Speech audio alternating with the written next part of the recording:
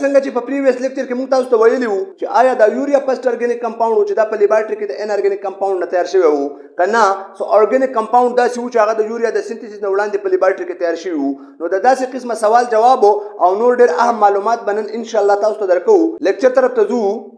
ایسیټیک ایسډ مولک ایسډ فورمیک ایسډ اوکزالیک ایسډ دا هغه ارګینیک کمپاوند دي کوم چې د یوریا د سینتھیسس نه وړاندې په لیبارټري کې تیار شوی وو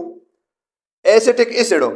ایسیټیک ایسډ یو ارګینیک کمپاوند دی چې دا تیار کړی وو په لیټ 18 سنچري کې لیوایزر او برټلټ په لیبارټري کې مولک ایسډ فورمیک ایسډ او اوکزالیک ایسډ دا هم ارګینیک کمپاوند دي او دا په لیبارټري کې په لیټ 18 سنچري کې کارل ویلهلم شیلو تیار کړی وو یوریا دا یوریا په 1828 کې پروډکټ اولر په لیبارټري کې تیار کړی و سوال پیدا کیږي چې دا ایسیټیک ایسډ مولک ایسډ فورمیک ایسډ او اوکزالیک ایسډ په لیبارټري کې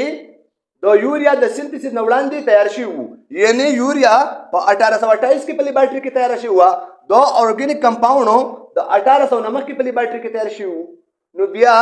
دی ارګینیک کمپاوند ته فرست ارګینیک کمپاوند ولې نه وای او بل دا چې وایټل پورسټیوري ولې د دې ارګینیک کمپاوند د سینتھیسس نه وروسته په 1815 کې پیښ شو ریزن سو نو ریزن دا وو د ساينټیسټو چې دا کوم ارګینیک کمپاوندز په لیبارټري کې تیار کړي وو نو دا ارګینیک کمپاوند نسبتاً سمپل ارګینیک کمپاوند وو او بل دا چې د دې ارګینیک کمپاوند کوم سینتھیسس میتھډ وو نو هغه سینتھیسس میتھډ د دې ارګینیک کمپاوند لپاره سپیسیفیک وو یعنی د ساينټیسټو د نورو ارګینیک کمپاوند د سینتھیسس لپاره واضح فریم ورک پیش نکو د ساينټیسټو چې کوم لیب ورک کړو نو هغه لیب ورک سیستمیټک یا ویل ارګنایز نه وو نو په دې وجه وایټل پورسټیوري د دې ارګینیک کمپاوند د سینتھیسس نه وروسته پیښ شو د ساينټیسټو د وایټل پورسټیوري هغه پرسپیکټیو هم چیلنج نه کو کوم چې وایټل پورسټیوري وې چې ارګینیک کمپاوند با صرف او صرف حاصلېږي د لیوینګ ارګانیزم نه او دا ممکن نه ده چې ارګینیک کمپاوند تیار کړی شي په لیبارټري کې د ان ارګینیک کمپاوند نه لنډه دا چې د ارګینیک کمپاوندز ریکاګنایز ارګینیک کمپاوند نو په دې وجه د ارګینیک کمپاوند ته ځکه فرست ارګینیک کمپاوند نو ویل کېږي مخکې زو او ډسکس کوو چې د یوریا ته فرست ارګینیک کمپاوند ولې ویل کېږي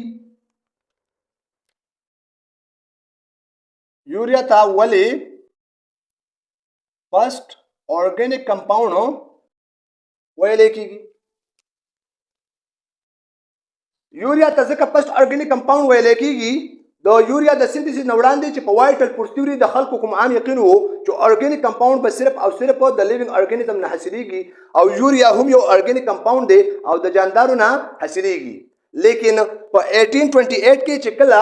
اولر یوریا په لیبارټري کې تیار کړه نو هغه د وایټل پورسټیوري هغه پرسپیکټیو چیلنج کو او ثابت کړه چې ارګینیک کمپاوند موږ په اسانه د ان ارګینیک کمپاوند نه په لیبارټري کې تیارولای شو اولر د ساينټیسټو هغه خیالات هم چیلنج کړو کوم چې هغه وی چې په ارګینیک او ان ارګینیک کمپاوندز کې ریجډ ریلیشن دی او دا کمپاوندز کمپلیټلی د یو بل نه مختلف دي اولر وی چې دا ارګینیک او ان ارګینیک کمپاوند د یو بل نه کمپلیټلی مختلف نه دي په دې کې چې کوم ریلیشن دی نو دا ریلیشن ریجډ نه دی بلکې سموث ریلیشن دی ځکه چې د ان ارګینیک کمپاوند نه په اسانه موږ ارګینیک کمپاوند په لیبارټري کې تیارول شو او دا غي پروف هغه د یوریا د سینتھیسس ورکړو اولر د ساينټیفیک ارګینیک کیمستري لپاره یو دروازه کولاو کړه چې باغی کې به شمار ارګینیک کمپاوند د ان ارګینیک کمپاوند نه تیار شو تر اوسه په میلیونو ارګینیک کمپاوندز په لیبارټري کې د ان ارګینیک کمپاوند نه تیار شوی دي او هر سال په زرونو نوي ارګینیک کمپاوندز په لیبارټري کې د ان ارګینیک کمپاوند نه تیاریږي امید ده چې په لیکچر به پوه شئ وي د نیکسټ لیکچر پورې تاسو ورته برشا اجازه غواړي د الله پامان